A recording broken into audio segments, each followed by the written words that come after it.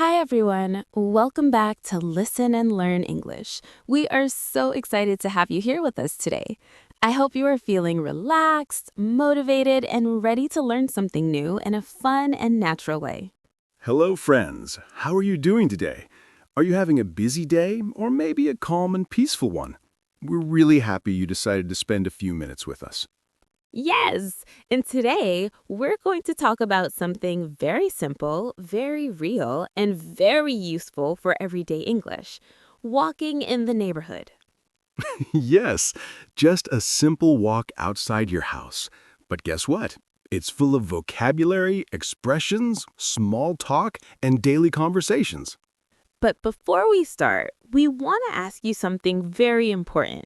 If you enjoy learning English with us, please like this video, subscribe to the channel, and leave a comment below. Your support really helps this channel grow. When you like and comment, more English learners can find our videos. Exactly. And we love reading your comments. Tell us where you are listening from and what time it is in your country. Emma, how has your day been so far? Oh, it's been quite interesting, actually. This morning, I woke up early, had my coffee, answered some emails, and then I went for a short walk around my neighborhood to clear my mind. That sounds peaceful. I had a busy morning. I had meetings, answered messages, and then I realized I really needed some fresh air. So I went outside for a walk too. See, walking solves everything.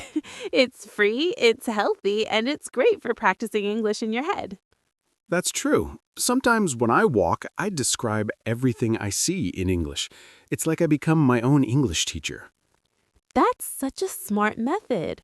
And today, dear listeners, we are going to show you exactly how to speak English naturally while walking in your neighborhood. So stay with us, relax, imagine you are walking beside us, and let's start learning together. So, Tom, when you decide to go for a walk in your neighborhood, what do you usually say? I usually say, I'm going out for a walk. That's a very common and natural sentence. Yes. Go out for a walk means you are leaving your house to walk outside for exercise or relaxation. Sometimes I also say, I need some fresh air. That's a great everyday expression. Fresh air means clean outdoor air, especially when you've been inside for a long time. Emma, do you usually walk in the morning or in the evening? I prefer walking in the evening because it's quieter and cooler. The streets feel peaceful. Peaceful means calm and quiet, not noisy or stressful. Exactly. And when I leave my house, I might say, I'm just stepping outside for a bit. Oh, that's nice. For a bit means for a short time. Yes, and sometimes I tell my family, I'll be back in 20 minutes. That's very useful English for daily life. Neighborhood, go out for a walk. Fresh air, peaceful, quiet street, step outside. For a bit, I'll be back. So, dear listeners, here's a small practice question. What do you say before you leave your house? Try saying it in English. I'm going out for a walk. I need some fresh air. I'll be back soon. See? Very simple sentences, but very natural English. And this is exactly how you improve, by using real life. So now we're outside, walking slowly through the neighborhood. What do you usually notice first, Tom? I usually notice the houses and the trees. Sometimes I say, the houses look beautiful today, especially when the sun is shining. That's a great sentence. Look here means appear. So when you say the houses look beautiful, you're describing how they appear to you. Yes, and sometimes I say the street is very quiet this evening. Good. Quiet means not noisy. It's a very useful adjective when describing your surroundings. Emma, how can learners describe what is happening around them? A very natural way is to use the present continuous tense. For example, I see children playing. I hear birds singing. I notice people walking their dogs. That's verb plus ing. Exactly. It helps describe actions happening right now. So instead of saying children play, we say children are playing. Perfect. That sounds more natural in this situation. I see, I hear, I notice, I pass by, I walk past, there is, there are. What's the difference between pass by and walk past? They are very similar. Pass by means you move near something while going somewhere else. For example, I passed by a small park. Walk past means you physically walk near something. So I can say I walked past a bakery and smelled fresh bread. That's a wonderful sentence. And notice how you added smelled fresh bread. That's another sense, smell. So while walking, we can describe what we see, hear, and even smell. Yes. For example, I can smell fresh coffee from the cafe. I can hear someone playing music. That makes your English more alive and descriptive. Exactly. The more details you add, the more natural your English sounds. So here's a small practice for our listeners. What do you see in your neighborhood right now? Try making 3 sentences. I see, I hear, I notice. Simple structure, real English. And that's how walking becomes speaking practice. So, Tom, when you're walking in your neighborhood and you see a neighbor, what do you usually say? I usually smile and say, "Hi, how's it going?" That's very natural. How's it going is a casual and friendly way to say, how are you? Yes, and sometimes I say, "Good evening. Nice weather today, isn't it?" That's a perfect example of small talk. What exactly is small talk? Small talk is short, polite conversation about simple topics like weather, daily life, or general well-being.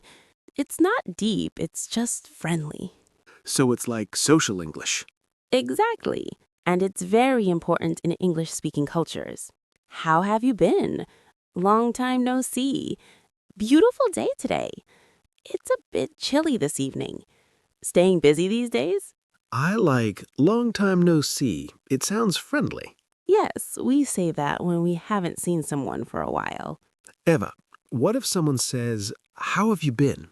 How do we answer? You can say, I've been good, thanks. I've been pretty busy lately. Can't complain. Can't complain means everything is okay. Exactly. It's a very natural expression. One time, I was walking and I ran into an old neighbor. Ran into is a great phrase. Yes, it means I met someone unexpectedly. That's a very common idiom in daily English. Example, I ran into my neighbor at the park. We ended up talking for almost 20 minutes.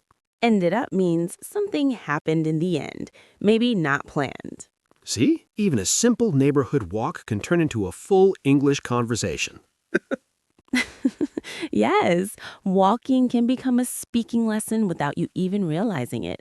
So, dear listeners, next time you see your neighbor, try saying, "How's it going? Nice evening, isn't it?" Don't be afraid of small talk. It's small but powerful for your English. So, Tom, imagine we're walking in the neighborhood and someone stops us and says, "Excuse me, could you help me?"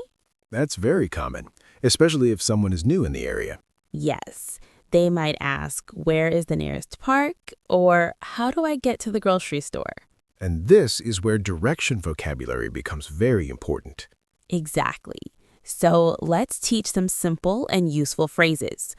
Go straight, turn left, turn right, it's on your left, it's on your right, it's around the corner, it's 2 blocks away, it's next to the bank, it's across from the school. I like around the corner.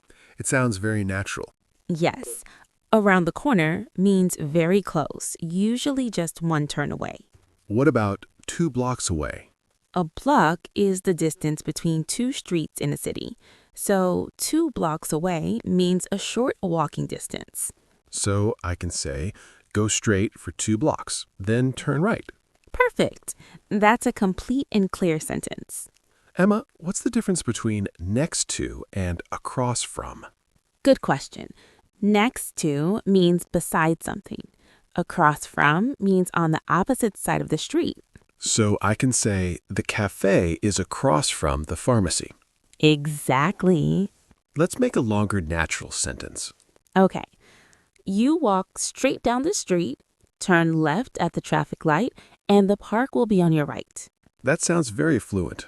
Yes, and notice how we use sequence words like then and after that. One time, someone asked me for directions, and I got nervous and forgot left and right. That happened. Left and right can be confusing under pressure. I accidentally sent him the wrong way. Oh no. But then I ran after him and corrected it, so I literally walked him to the place. That's actually very kind. And that story shows another useful phrase. Walk someone somewhere. Yes, that means you go with them instead of just giving directions. So, dear listeners, here's your practice. Can you describe how to get from your house to the nearest store? Try using go straight, turn left, it's next to. Walking in your neighborhood is not just exercise, it's English practice. So, Tom, walking isn't just physical exercise, it's also full of expressions in English. That's true. English has many idioms connected to walking. Let's start with a simple one. Take a stroll. That sounds very relaxed. Yes, take a stroll means to walk slowly and calmly, usually for pleasure. So I can say, I took a stroll around the neighborhood after dinner. Perfect sentence. Another common expression is get some steps in. Oh, yes, people say that a lot. It means to walk for exercise, especially to reach a daily goal of steps. For example, I'm trying to get some steps in before sunset. Exactly. Very modern and natural English. What about a breath of fresh air? That's a beautiful idiom. It means something refreshing or relaxing. So if I say, my evening walk was a breath of fresh air, I mean it helped me feel better. Yes, it could also describe a person who brings positive energy. Here's another one. Walk it off. That sounds interesting. It means to reduce stress, anger, or even small pain by walking. Like, I was feeling upset, so I decided to walk it off. Exactly. Emma, I've also heard bump into someone. Yes, that means to meet someone unexpectedly. For example, I bumped into my neighbor while walking. That's very natural daily English. So take a stroll, get some steps in, a breath of fresh air, walk it off, bump into someone, run into someone. One time I went out just to get some steps in, but I ended up walking for almost an hour. Ended up means something happened in the end, maybe unexpectedly. Yes, I just wanted a short stroll, but it turned into a long walk. See how many expressions we used just now? Walking is simple, but the English around it is rich and useful. Exactly. These idioms make your English sound more natural and fluent. So, dear listeners, try using one idiom today. Maybe say, I needed a breath of fresh air. Or, I decided to walk it off. Small expressions, big improvement. Tom, I think one of the best ways to improve English is by telling simple stories from daily life. I completely agree. Even a short walk in your neighborhood can turn into a small story. Exactly. Let me share something that happened to me last month. Oh, I'm listening. One evening, I decided to take a stroll around my neighborhood because I needed a breath of fresh air after a long day of work. That already sounds peaceful. It was. The weather was cool, the sky was soft orange, and everything felt calm. As I was walking past a small park, I noticed a little dog running around without a leash. Oh, no. Yes, and suddenly the dog ran toward me. For a second, I was surprised, but then I realized it just wanted attention. That must have been funny. It was. The owner quickly came and said, "I'm so sorry." And we ended up having a nice, short conversation. See? That's a perfect example of how walking can lead to small talk. Yes. And in that story, I used several useful phrases. I decided to take a stroll. As I was walking, I noticed. We ended up talking. I also have a small story. Tell us. One morning, I went out early to get some steps in before work. The streets were very quiet, and I could hear birds singing. That sounds very calm. Yes, but then I bumped into an old friend from school. Oh, bumped into? That's a great phrase. Yes, it means I met him unexpectedly. We hadn't seen each other in years, so we stood there talking for almost half an hour. That's amazing. So your short walk turned into a reunion. Exactly. I only planned a 10-minute walk, but I ended up staying outside much longer. That's life. Simple moments become meaningful memories. Dear listeners, storytelling is powerful for improving your English. Try this structure. First, when did it happen? Then, what happened? Finally, how did you feel? For example, yesterday evening I went for a walk. I saw a beautiful sunset and felt very relaxed. Simple, clear, natural. And that's the goal, not complicated English, but confident English. So today we talked about something very simple but very powerful, walking in the neighborhood. Yes, and we discovered that even a short walk can become a full English lesson. Let's quickly review what we learned. First, we learned how to say simple sentences before going outside, like, I'm going out for a walk. I need some fresh air. I'll be back soon. then we practiced describing what we see, hear, and notice around us using the present continuous tense. I see children playing. I hear birds singing. We also learned small talk phrases for talking to neighbors, like, how's it going? Nice weather today, isn't it? And we practiced giving directions. Go straight. Turn left. It's around the corner. We even learned useful idioms like take a stroll, walk it off, a breath of fresh air. And finally, we practiced telling short personal stories from daily life. See? All of that just from walking outside your house. Now we have a question for you. Yes. What do you usually see when you walk in your neighborhood? Do you walk in the morning or in the evening? Try to write 3 sentences in English about your neighborhood in the comments. And if today's lesson helped you, please like this video, subscribe to Listen and Learn English, and share it with a friend who wants to improve their speaking skills.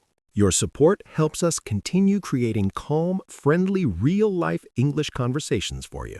Remember, English is not only in books. It's in your daily life, in your streets, in your conversations, and even in your walks. So next time you go outside, practice describing what you see. Small steps, small walks, big improvements. Thank you for learning with us today. See you in the next episode. Bye, everyone. Bye-bye.